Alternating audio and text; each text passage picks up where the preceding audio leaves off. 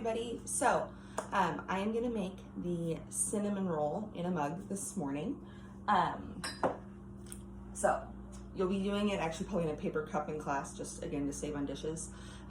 But you can totally make this in a mug that is microwave safe at your house. Okay, so we start, if you look at the directions, it says spray a mug with cooking spray. Okay, so I'm going to take my cooking spray, I'm going to spray the inside of my mugs.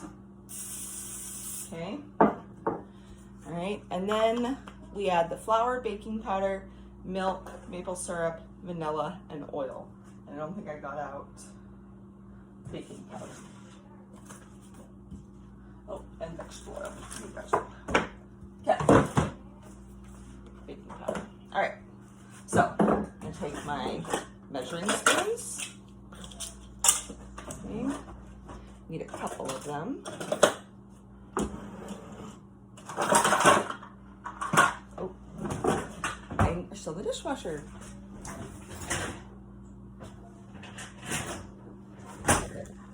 Because I used them the other day, right? All right, so start with the flour. Oh, sorry, it has to do a fourth of a cup. Okay, see, I'm still on pizza mode. Fourth of a cup, which is equal to 4 tablespoons. So I could theoretically do it with a tablespoon.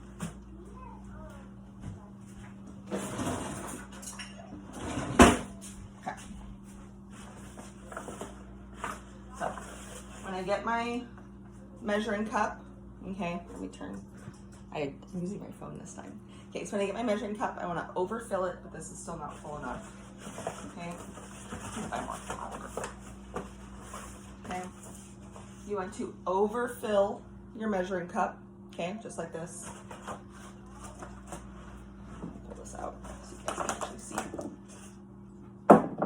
Okay, and then I'm going to level it off back into the container. Okay, fourth of a cup. I'm going to do that for each one. I'm making 2. Okay, do that for each one. All right, level it off. Fourth of a cup of stuff. Okay, and then I need a fourth of a teaspoon of baking powder. Open my baking powder. Nice thing about baking powder is they're designed to level right inside the container. Okay, so when we do this in class, we will likely still use the same containers and then just disinfect the outsides. Okay, so fourth of a teaspoon of baking powder. We need 2 tablespoons of milk in each one. Okay. So just like with the pizza, if you are not filling the measuring spoon all the way to the top, it's not a full measurement. It's not accurate. You have to fill it all the way to the top. I probably should have recorded this in landscape. Oh well. Okay, all the way to the top of your measuring spoon, or it's not accurate. And don't tell me that it is. All right. Then I need a tablespoon of maple syrup, the real deal, the stuff from trees. Yes, I know it's from Walmart, but it is real maple syrup from actual trees. And I have this stuff like from local, like maple tree farms, and honestly, it's too good to cook with. I'd rather just eat it plain on pancakes. So if I'm cooking, I use the Walmart stuff. Okay. So 1 tablespoon of maple syrup. Again, fill it to the top. You want to taste that maple syrup flavor. It's yummy. I had a discussion with my 6th graders the other day about the difference between maple syrup and like Mrs. Butterworth's and Hungry Jack and that kind of stuff. So those are corn syrup, right? The same stuff we use to like flavor to sweeten soda and that kind of stuff. It's corn syrup. And it's got added colors and flavors to it to make it look like maple syrup. But it is not maple syrup. Maple syrup is actually really low on the glycemic index, which means your body metabolizes it slower. It doesn't raise your blood sugar really fast.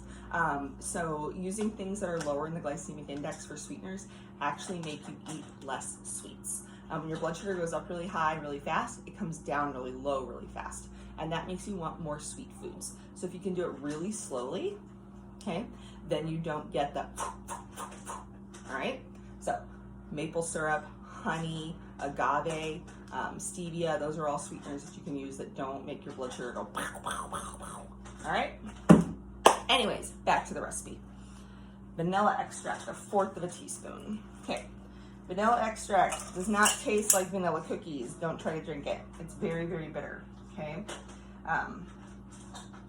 Vanilla extract is like the juice that comes, we steep the beans of a vanilla tree for months and extract all the flavor out of those beans, okay? Vanilla is a bean, all right? So, it's essentially bean water, but it smells really good. It's an aromatic. So when we add sugar or something sweet like maple syrup, okay, then we get the smell, and then the sweetness balances out the bitter of the bean water. Okay, bean water, vanilla. All right, and vegetable oil, a tablespoon of vegetable oil. Okay, again, guys, I'm doing this in my house, so I don't have the same concerns about like cross-contamination because it's in my house. These are my ingredients, my family uses them. Okay, just like in your house, if one person gets something, you probably are all gonna get it because you're just in such close proximity to one another. So that's why I'm using the same tools over and over again. Okay, it's in my house. At school, we will use separate tools, okay? All right, so once it's in there, okay, you guys can kind of see what it looks like. All right, I'm gonna give it a good stir. This is going to look like pancake batter, okay? More so than the pizza did. The pizza is really thick. This is semi-thick, but yeah, it looks like pancake batter, okay?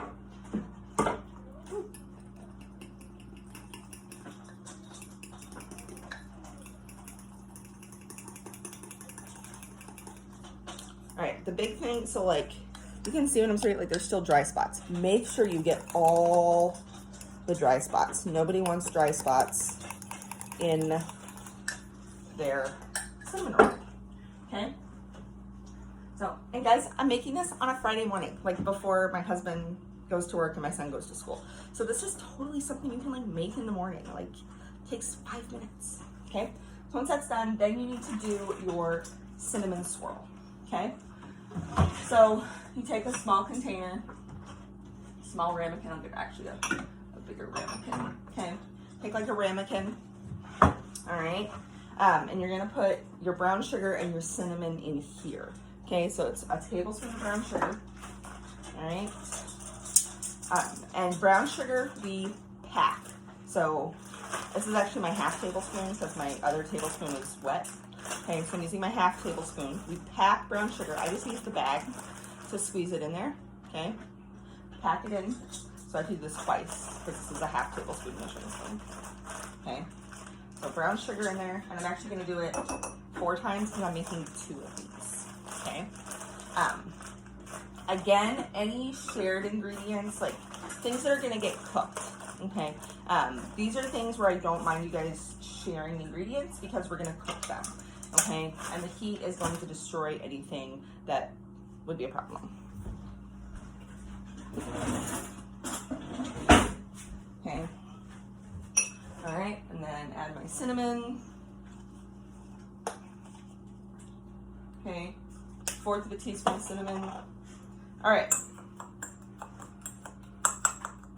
Okay, you need to break up the lumps in your brown sugar and mix it in fully with your cinnamon, okay? Fully incorporate it. All right, so it's nice and smooth. All right, now, here's how you make the swirl. Okay, so I've got my batter looking mixture, okay?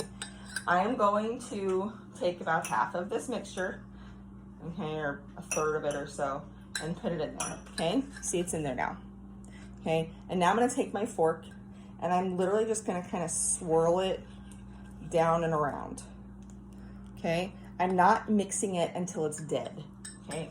There's a big difference, all right?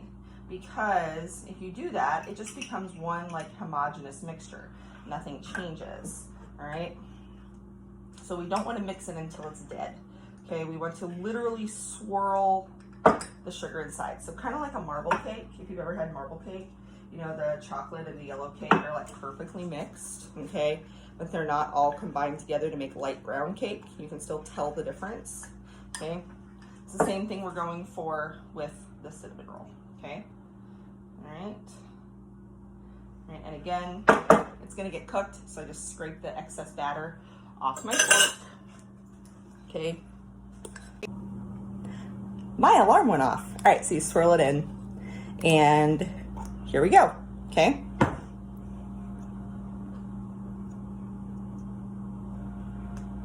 All right, so here we go. I've got my cinnamon rolls. They're swirled in. Now I'm going to put them in the microwave, okay? Since I have 2 of them, okay, I need to increase my cook time. So this says 1:25. I'm gonna do it for about 1:40 because I have 2.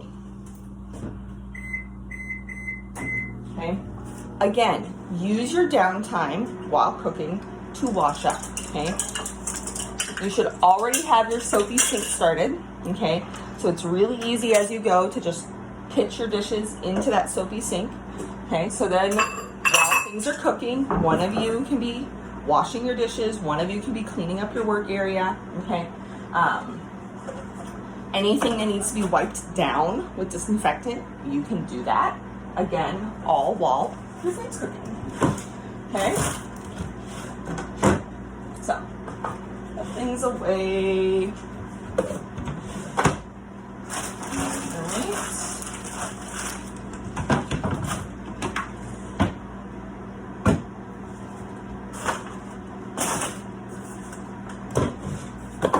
All right, put these in the fridge.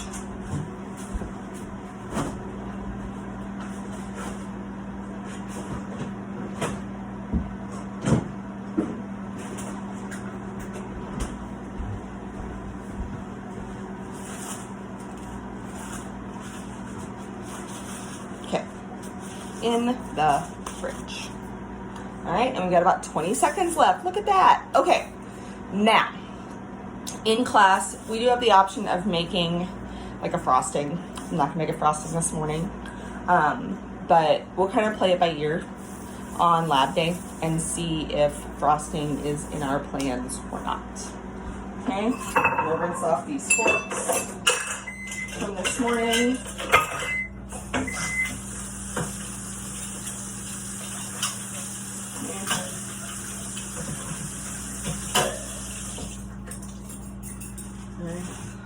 So that my husband and son can eat with them. All right, dry them off. Okay, and then you see inside, this one is not quite done. It's a little gooey inside. Okay, so I'm gonna pop this one back in for like 15 seconds. All right, and you can kind of test it. They're hot. Okay, they should be moist, okay, but not wet. All right. Okay. So give it another like 15 seconds to finish cooking. It's more cake-like, so it's kind of like a cinnamon roll muffin. Okay.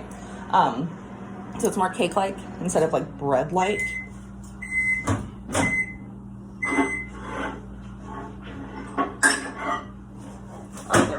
Better. Okay. But there we go. Cinnamon roll. All right. See you guys later.